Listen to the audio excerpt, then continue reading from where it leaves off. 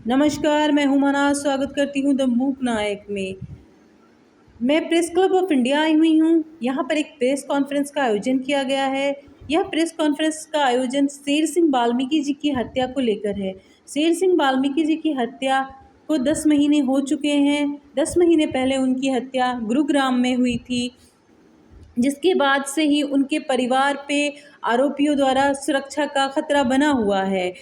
अपनी सुरक्षा को लेकर वो लोग बहुत ज़्यादा डरे हुए हैं, जिसकी वजह से विकास कांगड़ा जी के पास रह रहे हैं। विकास कांगड़ा जी जो एक सामाजिक कार्यकर्ता हैं, शेर सिंह वाल्मीकि जी के परिवार को अपने साथ पिछले 10 महीने से रखे हुए हैं। अब विकास कांगड़ा जी को भी अपनी जान का खतरा बना हुआ है। वो एससी कमीशन से लेकर सरकार तक और थाने के चक्कर लगा चुके हैं, लेकिन उन्हें कहीं से भी ना तो न्याय मिल रहा है और ना ही कोई सुरक्षा की मिल रही है उन्हें, ना ही उन्हें किसी प्रकार की सुरक्षा दी जा रही है। परिवार पिछले 10 महीने से विकास कांगड़ा जी के साथ है। उनकी शेर सिंह वाल्मीकि जी की 3 बेटियां और 2 बेटे हैं, जिनकी पढ़ाई रुकी हुई है। अपनी सुरक्षा को लेकर वो घर से बाहर नहीं निकल पाते हैं, उनकी पढ़ाई भी नहीं हो पाती है, यहाँ तक कि वो अपने घर में कैद हैं। इन बच्चियों का कहना है कि उनके साथ दुर्व्यवहार किया गया। जब वो लोग अपने पिता को न्याय दिलाने के लिए बैठे हुए थे, उन्हें के साथ दुर्व्यवहार किया गया। और इन बच्चों का कहना है शेर सिंह वाल्मीकि जी के कि अभी तक उन्होंने अपने पिताजी की अस्थियां, जैसा कि आप देख सकते हैं, अस्थि कलश लेकर आए हुए हैं। उनका कहना है कि जब तक उन मुख्य आरोपी गिरफ्तार नहीं होता, उनके पिताजी को न्याय नहीं मिलता, वो अस्थि विसर्जन नहीं करेंगे। अब हम उन लोगों से बात करते हैं और ये घटना किस प्रकार हुई ये जानने की कोशिश करते हैं। मेरा पति का मर्डर हो चुका है और इसलिए मैं आई हूँ। क्या नाम था पति? शेर सिंह वाल्मीकि। मैटर क्या था? पूरा मर्डर हुआ था? इस बात का भी पता ही नहीं चला कि मैटर क्या हुआ था। 3 बजे घर से गए थे लंच करके, कंपनी में बात करने काम की। फिर वहाँ से वापस जब आए हैं तो 26 नंबर कंपनी में मारपीट के बाहर डाल दिया था और आए ही नहीं। हम इंतजार देख रहे थे कि अब आ रहे हैं। हम कॉल करवाई जिसके साथ गए थे, तो मैंने बोला कि वो बोले कि वो तो निकल चुके हैं, हम तो कंपनी में हैं, वो तो बात करके गए हैं। तो मैं बोली घर पे नहीं आए हैं, तो बोला घर पे नहीं आए हैं तो कोई। फिर मैंने घर पे बोली बच्चों से, मैंने बेटा पापा नहीं आए हैं अभी। तो बोले मम्मी ऐसे मत करो तुम, पापा कहीं काम पे निकल गए होंगे, उनका तो काम ही चलता रहता है, वो कहीं ना कहीं चले गए होंगे। और उस दिन फ़ोन भी घर पे छोड़ गए थे, फ़ोन भी नहीं लेके गए थे। फिर हमने फिर देखते देखते इंतजार करते करते 7 बजे कॉल आ गया था। ऐसे अनजान लड़का था, उसका कॉल आया था, उसने बताया मेरी बेटी से बात हुई थी कि आप कौन बोल रहे हैं। तो इसने बोला कि आप बताओ। किस हालत में पाया आप लोगों ने? बहुत गंभीर हालत थी उनकी। क्या हालत? यहाँ आँख पे चोट लग रही थी और ये कान, ये सब फूटे हुए थे, पैरों से खून गिर रहा था और ये नाखून निकले थे हाथ के, यानी कि बिल्कुल उनकी शरीर में तथा नहीं रही थी और वो बस थोड़ा बहुत जिंदा ही थे बाहर जब निकाले थे उन्होंने। बस इतना था, कॉल कर दिया था, हमसे बात हुई गई थी।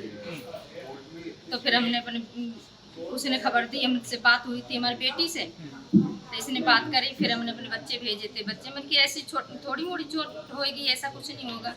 कॉल करी, पुलिस आई, पुलिस बोले कि देखो ऐसा है, इनको इलाज की ज़रूरत है, इनको इलाज को ले जाओ और उसके बाद हम बयान लेंगे। मैं बोली ठीक है सर। तो वो नहीं तो हमें लेके गए, नहीं हमें कुछ सहारा दिया उन्होंने पुलिस वालों ने। अभी तक क्या रोल है पुलिस का? अभी तक उनका तो कोई रोल नहीं है, कुछ नहीं देखते हैं क्या सही है क्या गलत है।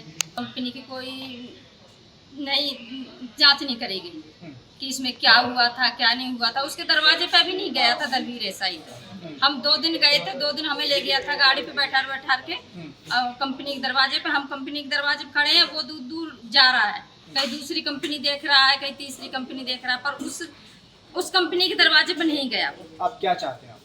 हम यही चाहते हैं, हमारे पति को न्याय मिलना चाहिए। दलवीर एसआई ने हमारे साथ गलत करा है, हरदीप यादव ने गलत करा है, तो हमें तो ये सारे मुजरिम नजर आ रहे हैं।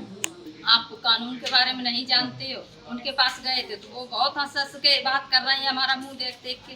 हम रो रहे हैं, वो हंस रहे हैं, हमारी मजाक उड़ा रहे हैं। वो हमारे बच्चों की जाया था प्रीतपाल सर ने, और फिर हरदीप को भी बुलाया था मुजरिम, तो उन्होंने बुलाया, हमसे बात करवाई, हमें तो पता ही नहीं था।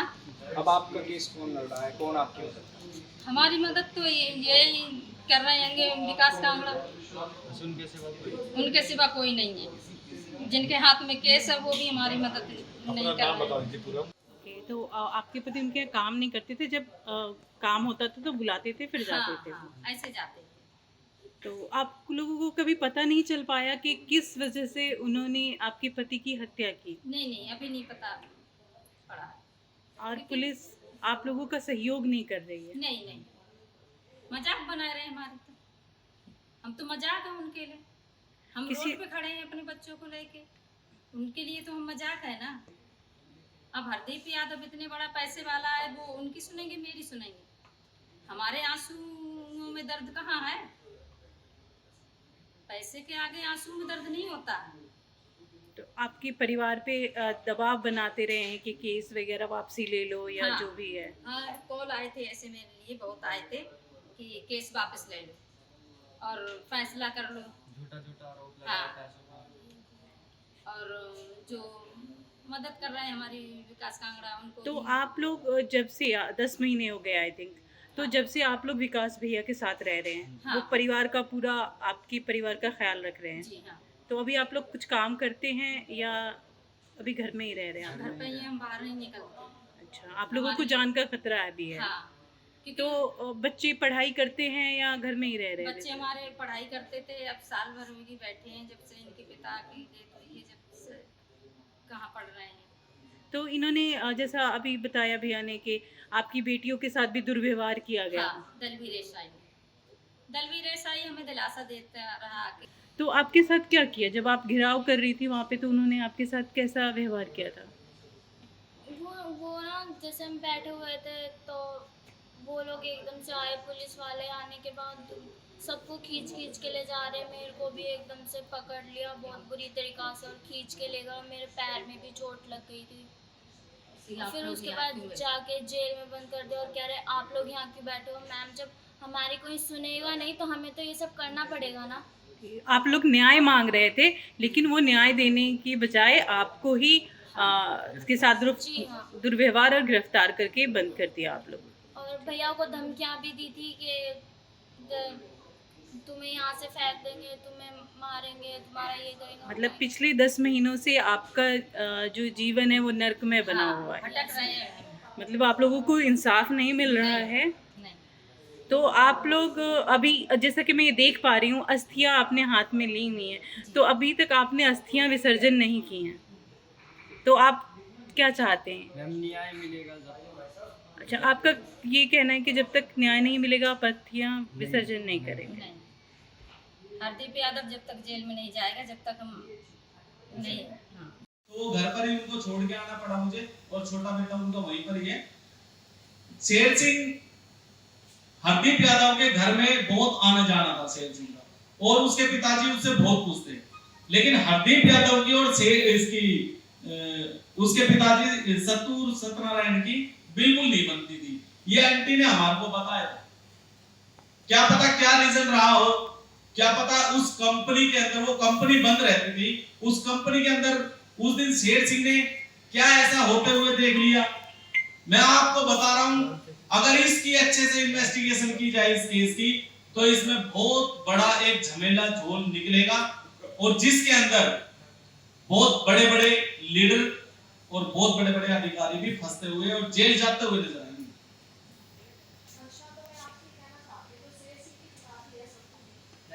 हरदीप यादव के पिता, उनके फादर एक्सपायर हो गए। हरदीप यादव के पिताजी का देहांत हो चुका, ये अभी हुआ है।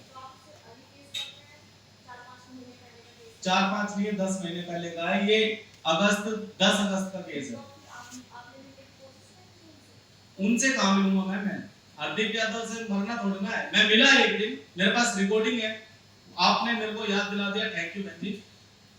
हरदीप यादव, दलवीर एसआई और कुछ पुलिस वाले षड्यंत्र बना रहे थे कि इसको विकास कांगड़ा को कैसे न कैसे करके घूसखोरी के इल्जाम में इसको फंसा देते हैं। और उन्होंने मेरे को पैसे देने का लालच भी दिया। और भी कुछ लोग आए, 40 लाख रुपए ले ले, 50 लाख रुपए ले ले।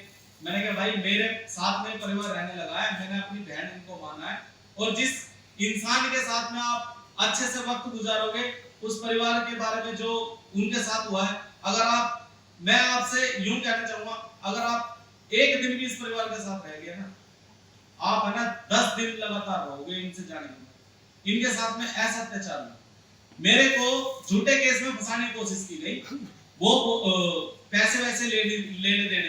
अभी हाल फिलहाल में एक रिकॉर्डिंग भी है, उस संबंध में ये आया था शिकायत को लेके कि भाई तुम लोगों को 3 लाख रुपए मिल चुके हैं। इनको फोन आया 3 लाख रुपए मिल चुके, 5 लाख रुपए और ले लो और केस को रफा दफा करो। दलवीर ऐसा ही बोल रहा है। तो हरदीप यादव, जहां मैं रहता हूं, मैं गुड़गांव गांव में रहता हूं, और उस गांव के अंदर जो है हरदीप यादव चक्कर मारता रहता है। तो एक दिन इनोवा गाड़ी के अंदर वो था, एक दिन मेरे हत्थे चढ़ी गए। मेरे साथ में भी मेरे 5-7 भाई थे, मेरे ही आस पड़ोस के। हमने रोक लिया, मैंने भाई एक बार तुम मिल ही ले, क्या बात है। तो पास ही के एक रविदास मंदिर के अंदर हम मिले, और मेरे पास उसकी वीडियो भी है, मैंने वीडियो भी बनाई, उसको पता भी नहीं चलने दिया। उस वीडियो के अंदर मैंने ये पूछा सबसे पहला कि भाई ये बताओ आपने परिवार को और मुझे कितने पैसे दिए। कह रहा भाई हमने तो कोई पैसे नहीं दिए। मैंने भाई आपके लोग बोल रहे हैं कि पैसे दे रहे हो आप लोग, और आप भाई हमारा पीछा क्यों कर रहे हो। भाई मेरे जानने वाले हैं यहाँ पे, ये वो। मैंने कहा भाई आपको तो पुलिस ने पकड़ लिया होना चाहिए था, और आप ऐसे घूमने लग रहे हो। मैं अभी कंप्लेन करता हूँ। उनके साथ में जो व्यक्ति था वो भी हमारे गांव का ही है, तो वो थोड़ा रिक्वेस्ट करने लगा, कह रहा कि भाई रहने दो। और मैं पुलिस के पास उस टाइम फोन करता तो उल्टा मुझे ही फंसा दिया जाता। मैंने डर के मारे इसलिए फोन नहीं किया क्योंकि हरदीप यादव अगर ये बोल देता कि विकास कांगड़ा ने मुझे गोली मारी है, तो वे खुद गोली मार के और मेरे को फंसा देते। मैंने इस डर के मारे फोन नहीं किया। और हरदीप यादव की वीडियो भी है मेरे पास, और इसके अंदर जो इन्वेस्टिगेशन ऑफिसर है उनके भी हमारे पास में इतने सबूत हैं कि कम से कम 6 साल के लिए तो वे जेल में आराम से जा सकते हैं। मैं तो ये चाहता हूँ कि सबसे पहले तो जो एससी कमीशन हम दलितों के लिए बनाया गया है, और बाबा साहब ने जो संघर्ष करके त्याग बलिदान देके जो हम लोगों को हक अधिकार दिलवाए, उस एससी कमीशन के अंदर जो मनुवादी सोच के जो लोग बैठे हुए हैं, हमारे चेयरमैन विजय सापला जी और डायरेक्टर कौशल कुमार जी, पहले तो इन लोगों को सबक सिखाना हमें बहुत ज़्यादा ज़रूरी है, क्योंकि हमारा संविधान जो है और जो हमारे हक अधिकार जो है वो खतरे में है। मतलब आपके कहने का मतलब है कि दलित शोषितों के लिए जो कमीशन बनाया गया है वो उनके लिए काम नहीं कर रहे हैं। मेरे को, मैं शेर सिंह वाल्मीकि की शिकायत लेके ही मुझे एससी कमीशन आना पड़ता है। 1 जनवरी को हम बैठे थे, तभी इन लोगों को मेरे से इतनी वो हो गई थी। पुलिस वालों ने भी धमकी दी। कौशल जी डायरेक्टर साहब जो है उनके रूम में मेरे को पुलिस वाले ने धमकी दी, उनके सामने मुझे धमकी दी। फिर अब 30 तारीख को जब मैं अब दोबारा कमीशन में गया तो विजय सापला जी बोलते हैं कि कौशल जी बोलते हैं कि सर ये अंदर कैसे आ गया, विकास कांगड़ा की तो एंट्री बन गई यहाँ पर, और तुम्हारी हिम्मत कैसे अंदर आने की। तो इतना में डायरेक्टर विजय सापला जी चेयरमैन साहब बोलते हैं कि इस साले रामखोर को खिड़की से बाहर फेंक दो। अपने स्टाफ को बुलवाया और वो मेरे साथ हाथापाई करने लगे। 7-8 लोगों ने मेरे साथ हाथापाई की। वहाँ के सीसीटीवी फुटेज के अंदर वो वीडियो ऑन रिकॉर्ड है। उनके ऑफिस के अंदर सीसीटीवी कैमरे लगे हुए हैं, ऑफिस से बाहर लगे हुए, गैलरी में लगे हुए, और मेरे साथ मारपीट की। और इतना ही नहीं, उन लोगों ने पुलिस वालों तक को फ़ोन कर दिया, और जब तक मुझे जाने नहीं दिया जब तक 2 पुलिस वाले नहीं आ गए। और पुलिस वाले भी मुझे ले जाते टाइम कहने लग रहे हैं कि तो आपके कहने का मतलब है कि एससी कमीशन एक तरह से आरोपियों का बचाव कर रहा है। एससी कमीशन आरोपियों का बचाव कर रहा है। एससी कमीशन हमारे जो हक अधिकार है उनको ख़त्म करने में लगा हुआ है। मतलब एक तो परिवार को कंपनसेशन भी नहीं मिला और उसके पे आरोपियों को भी गिरफ्तार नहीं किया गया। अभी तक चार्जशीट वगैरह का क्या है? 2 बार जमा हो चुके हैं मैम चार्जशीट भी। अच्छा, और अदालत हमने जो में बयान दे रखे है उसकी रिसीविंग भी हमारे पास में है। हमने अपने बयान के अंदर आरोपी का नाम तक इसके अंदर बता रखा है और हमारे पास सबूत है, रिकॉर्डिंग है। और तो और एसीपी प्रीतपाल सर जो है, तो जो शेर सिंह की वाइफ है अनु, इन्होंने फ़ोन किया कि सर हमारे पास में जो इनकी रिकॉर्डिंग है, जो दलबीर एसआई की जो रिकॉर्डिंग है और जो हमारे पास सबूत है, आप वो ले लीजिए। हमारे पास उनकी भी फ़ोन की रिकॉर्डिंग है। वो बोलते हैं कि अभी मेरे को ज़रूरत नहीं है, जब मेरे को ज़रूरत होगी मैं ले लूँगा तुम्हारे से। तो अब तो 10 महीने हो गए और अस्थियां भी जैसा कि लेकर हैं कि विसर्जन जब ही करेंगे जब मेन आरोपी गिरफ्तार होंगे। बिल्कुल बिल्कुल। तो अब आप लोग क्या आगे का क्या आपने मैम, किया है, आगे सोचा का आगे क्या अभी करेंगे? आगे का अभी तो पहले हरदीप यादव अगर अरेस्ट हो जाता है, हमने 10-15 दिन का समय दिया है। 15 दिन से एक दिन ऊपर नहीं होगा। 15 दिन का समय एससी कमीशन को दिया जाता है, मुख्य आरोपी अरेस्ट कर लिया जाए। हमारी जान को जो खतरा है, मेरे को भी सिक्योरिटी के लिए दिया गया है, लेकिन सिक्योरिटी नहीं मिली है। परिवार को जो है कंपनसेशन नहीं मिला, इनको मकान नहीं मिला। ये तो हमारे एक्ट में है, बाबा साहब की देन है, वो तो लिखा हुआ है संविधान के अंदर, कानून के अंदर है, जी। SC एक्ट के अंदर है, जो धाराएं है उसके अंदर देखिए आप। और ना इनको मकान मिला है, ना इन बच्चों की एक साल खराब हो गए हैं। हाँ, और ये इनकी पढ़ाई वगैरह पढ़ाई सब रुकी वगैरह, पड़ी हुई लड़की है। ने 12वीं की थी और एक साल खराब हो गया। अमिता जो लड़की है और जो सबसे छोटी लड़की जो 14 साल की है, जिसको पुलिस वाले उसका स्कूल घसीट बंद है। लेके आए, उसको भी एक साल खराब करना पड़ा है। 9th क्लास में मैंने अभी सरकारी स्कूल में एडमिशन कराया। इन बच्चों का भविष्य कहाँ जाएगा? ये भी तो कोई जज, IAS या IPS बन सकते हैं, इनका कोई सपना नहीं है। लेकिन गरीब आदमियों को यहाँ कोई सुनवाई नहीं है और न्याय लेने के लिए हमारे को दर दर की ठोकरें खानी पड़ रही है। शुक्रिया।